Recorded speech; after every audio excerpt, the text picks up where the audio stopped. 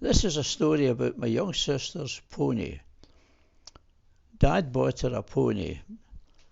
Now, buying a pony is quite an expensive item, and uh, at that time he was working in a chip shop, so I don't suppose he had much time to investigate what prices of ponies were or where they were available or anything like that. But anyway, he came up with one, uh, and it turned out it was Ayr it was at. So I don't know if he had the money before or after, but I do know that he collected the money, taking every silver threepenny that arrived in the till in the chip shop and put it in a £1 jam jar. So they eventually had enough money in the jam jar. I visions him going along to Ayr to buy this horse. Excuse me, itchy nose. Going by to buy this horse with a jam jar of silver threepenny bits. Horse was duly purchased and eventually found its way up to Candy Cottage in Stanburn, near Falkirk. Mary was absolutely delighted. My dad was quite cock-a-hoop that he'd got his wee daughter a pony. So fine went by. But the thing is, when you get a horse, you need to buy its clothes. There's no sense of just having a horse. Bareback riding is not really an efficient way of having a pony. So we had to buy saddles, stirrups, bits for its mouth, make sure it's well shod, and all the different bits and pieces. And I don't know if there's any veterinary work had to be done, but everything seemed to go slowly but surely. Eventually, and of course Dad really only got a Sunday to himself. The rest of the week he seemed to be either in the shop or in fact in the process of travelling home at the weekend, coming home on a Saturday night having closed early. So Sunday, horse was kitted out with all the gear it needed to allow Mary to get on its back, and they took it along the railway. Now, we had a railway track that went right through our ground. It was part of when the coal distribution was in the village. A lot of pits and mines and that roundabout. And they travelled to these locations, loaded up with coal, and then took the coal to the various locations where it would be used or purchased. Right. Dad took her along the railway and had a wee trot and so on, and Mary fairly enjoyed it. And this happened fairly regularly. But, I felt it wasn't a very productive way to keep a pony. It just was only that day that it could be used.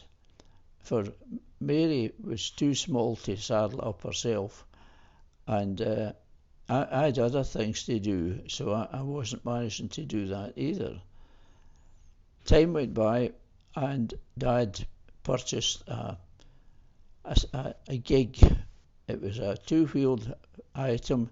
It was a bit like a part of a coach, but it had no hood on it, and it was long trams for the horse to go between it and pull it along. Wheels were about 4 foot in diameter, or slightly more than a metre and a bit. That was a great way of travelling. It was so light, and the pony could trot along at great speed with it. So Dad and her on a Sunday would be sitting there, galloping up and down the road in this gig with the horse. The horse seemed to enjoy it, but it was only once a week it was getting that exercise. So in due course, Dad came up with other ideas, and he got a 4-wheeled cart, a very light cart, just suitable for a horse of that nature, that type. And that was eventually used for other things on the farm, or the croft, or whatever we want to call it. my mum was absolutely fond of the horse. Sandy doted on her too.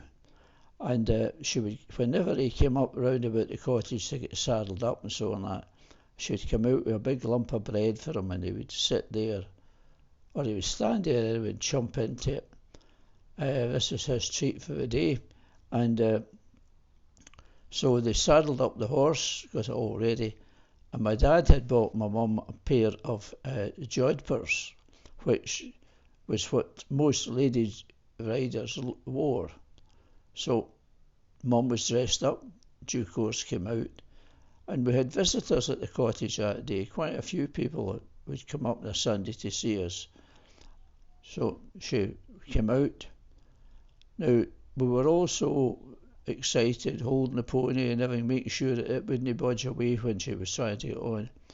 But what we didn't notice that she'd put her right foot in the left stirrup, and when she stood up in it and swung her leg over, she was facing the horse backwards. Now, as far as going on a horse is concerned, that's not really the way. We all started laughing. We could not get to grips with how this had happened. My mother was lying across his horse's back, giggling with laughter, knowing that she'd made a mistake. The whole lot of us had made a mistake. We should have spotted what was happening.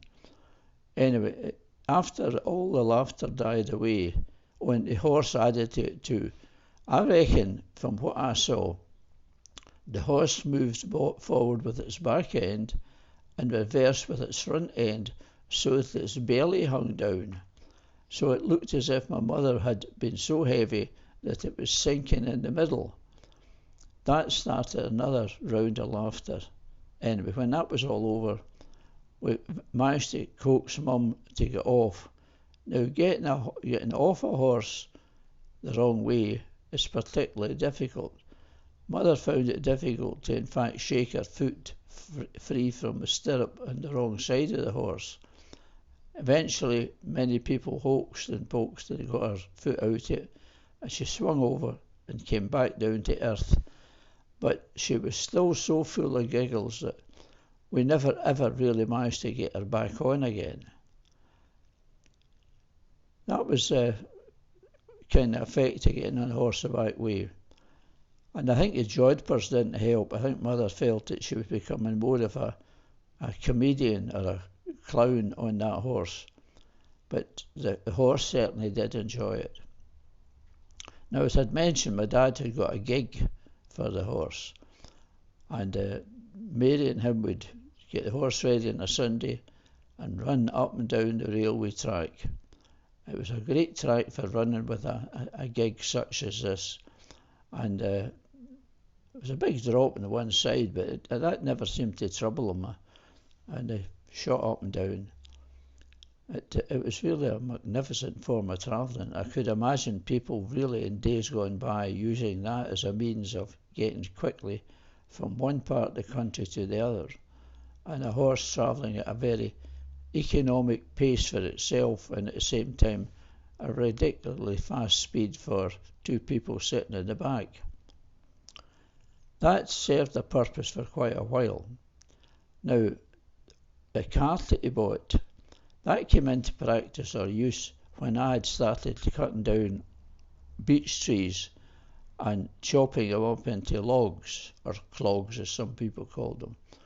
My dad would take them down to the village and he would sell the bags for £0.50 a time.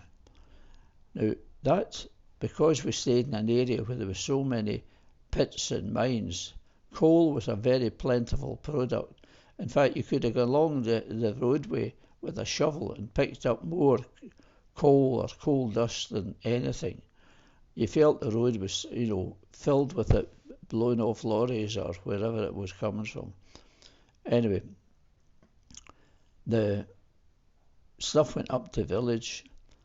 One lady in particular was not happy with her logs. They were far too hard, the wood. You couldn't chop it up for firewood. And we'd explained to her it really wasn't that we had cut it up into clogs for. It was more to go in with your fire when it was on. put a big log onto the fire and then hoop it up with dross or small coal in that. And that's solidified between the heat of the log and the heat coming off the fire. And you had a fire that would last virtually into the next morning. Just the fact that you were cooking that and getting heat from the dross and the clogs.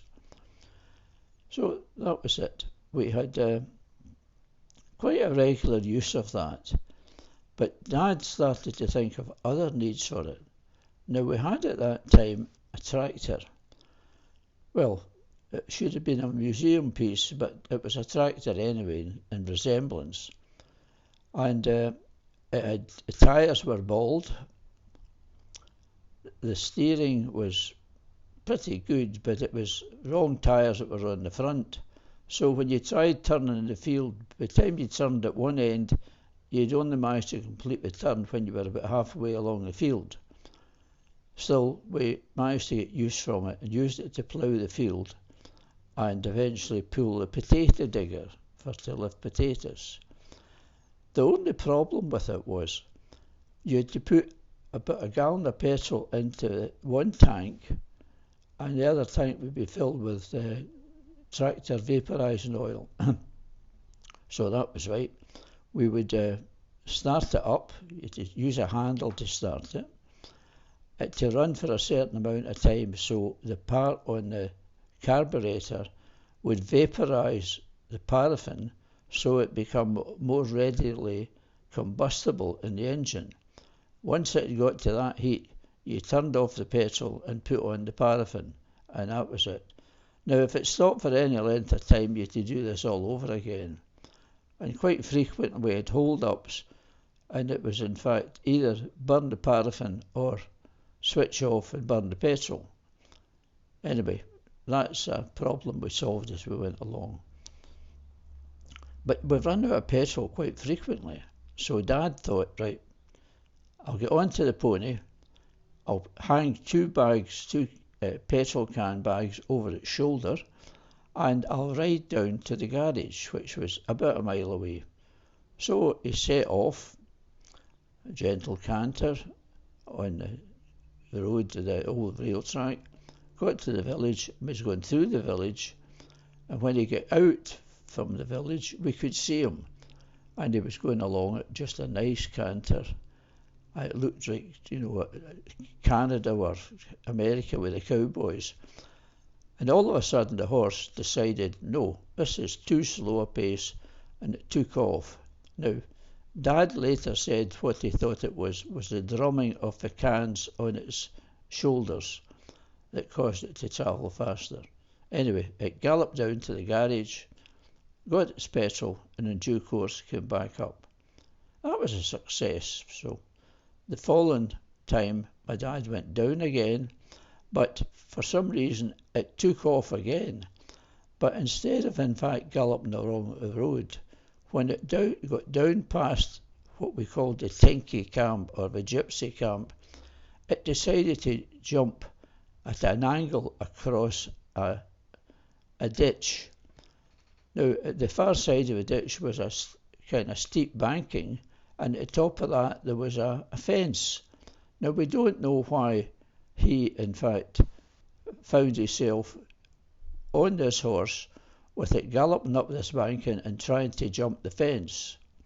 It didn't make it, and it badly gashed its shoulder on the barbed wire fence. The gypsy lady saw what happened, and she came running across, tore stuff off her apron, and used that to staunch the wound. And first with the horse and that, and eventually stopped the bleeding. And I don't know what was used to stop the bleeding, but it stopped. Dad went down and got the petrol, and due course came back, but he said, no, I'm not doing that again.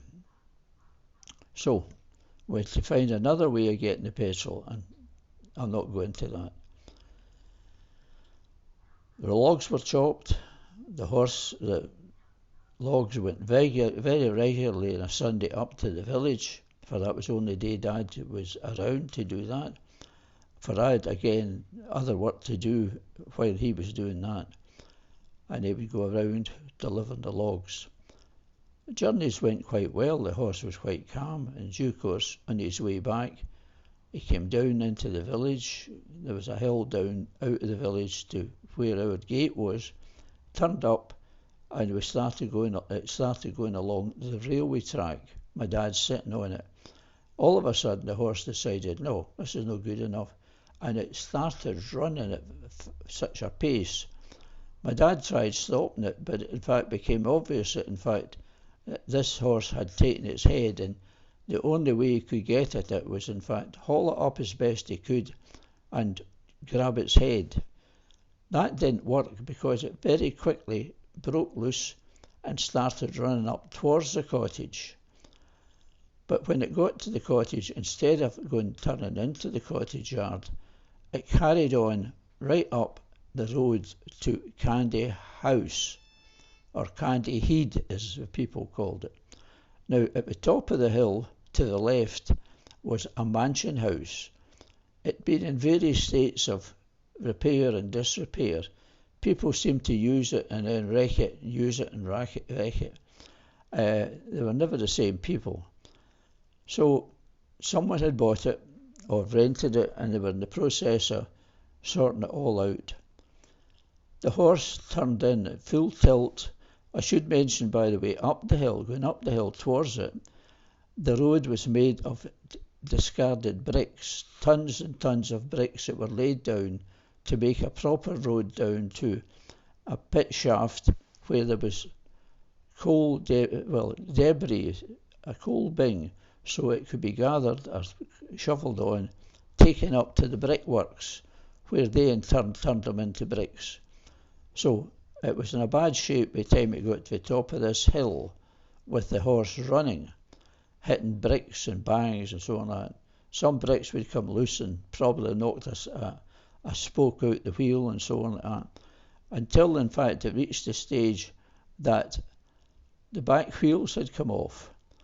The whole back axle had broke off, and as it rattled over the bricks and turned in towards the big house, other parts were coming off, flying off, planks that were the part of the body of the cart. It turned along the back of the cottage, or the house. It's quite a big house. And as it was galloping round, a plumber who was busy rodding a drain saw it coming, and he shouted for his mates to get out the road. The horse got by just as he stepped back, chopped off the rodding stick it had stuck down the drain, and parted along.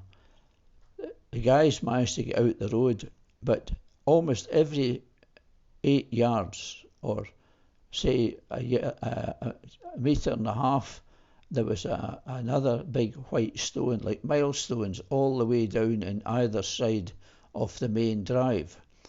And the horse was still going at an absolute belt, and it kept on hitting these stones with the remaining wheels.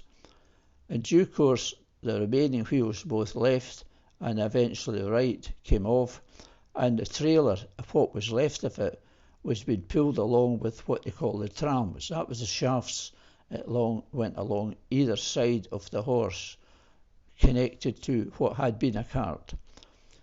Belting along, and it got to the main entrance.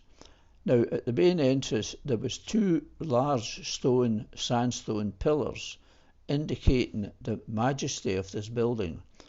And as it went round, it took another bit of the cart off with it. Kept on along a very zigzag country road. By luck it met no one. Eventually reached the main road from Bathgate to Falkirk. By luck it turned left and started belting along there. Now any cars that caught up with it, if any, they had to get behind it, for there was no way that anybody could overtake that. And there was always a danger of debris of coming from it, other parts coming off. Anyway, eventually the rest of the cart dropped off, and it was only the trams that were there. As it's galloping along, Mr. Robertson, who had the petrol pumps at the crossroads, saw it coming, And he stepped out, and by this time I think the horse had really tired itself, but he managed to stop it. Now, he knew the horse, he knew the cart. The only thing it was missing was the cart and my father. So he went into the house after tying the horse up and phoned up to our cottage. "Hello, Miss McChesney. Is Jimmy there?" "No, he's down getting petrol with you, Mr. Robertson." "Well, I haven't seen him, but I've got the horse and bits of the cart. I was just wondering, where is he?" "Oh, we don't know." Just at that my father came in, having cut across fields to get back to the cottage. Came in and he spoke to Mr. Robertson and said he would be down and eventually get the horse. So what happened was he walked down. Mr. Robertson was good enough to help my dad uncouple the cart, well, what was left of it, and he put it into one of his coal lorries and drove it up to the cottage. When I looked at it, I thought it was hardly worthwhile bringing it back because there was virtually nothing off it. Anyway, it was brought back.